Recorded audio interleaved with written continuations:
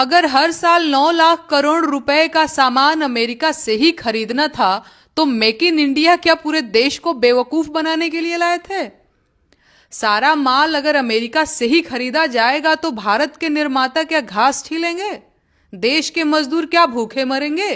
यहाँ की फैक्ट्रियां क्या खंडहर बनेंगी? देश के किसानों का क्या होगा? सारा माल बाहर से आएगा तो उनकी फसलों का क्या होगा? उनके रेट गिरेंगे तो किसान अमीर होगा या और ज्यादा गरीब होगा? ये किसानों की आमदनी दोगुनी करने का तरीका है या उनकी जान लेने की तरकीब है?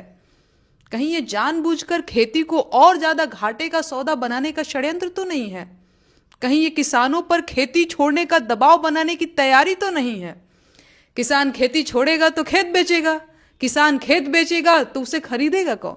सोचिए, कहीं ये जमीनें महामानव के करीबी दोस्त तो नहीं खरीदेंगे? देश में खेती तो पहले से ही घाटे का सौदा बनी हुई है और अमेरिका के किसान तो खेती पर सब्सिडी भी पाते हैं।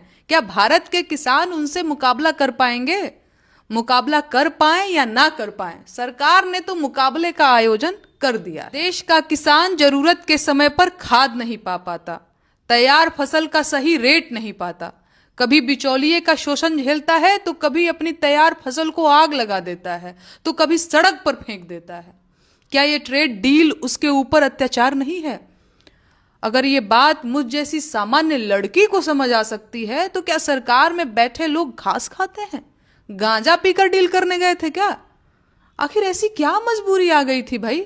ऐसा कौन सा दबाव है जिसके चलते सरकार अपने ही देश के हितों के खिलाफ काम करने लगी है?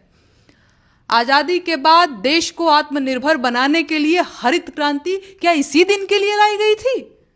अरे वो और लोग थे जो देश से मोहब्बत करते थे, वो और लोग थे जो अमेरिका को मुंह पर जवाब दे दिया करते थे, वो और लोग थे जिन्होंने अमेरिका को उसकी औकात में रखा था। और एक ये लोग हैं जिन्हें अमेरिका अपने इशारे पर नचा रहा है, और झूठ मूठ का नहीं नचा रहा है, ये सच में उसके इशारों पर नाच रहे हैं।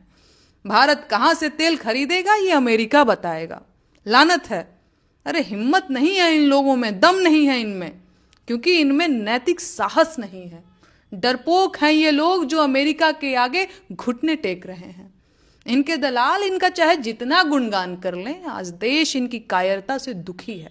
आज दुनिया हम पर हंस रही है और आज इन धूर्तों की वजह से पूरा देश अपमानित हो रहा है। गुलाम भारत के फैसले लंदन से होते थे और भाजपा के राज में भारत के फैसले अमेरिका ले रहा है। मैं पूछती हूं, देश की संप्रभुता अमेरिका के पास गिरवी क्यों रखी गई है? अमेरिका का राष्ट्रपति फोन पर आदेश देता है कि चलो भाई लड़ाई झगड़ा बंद करो,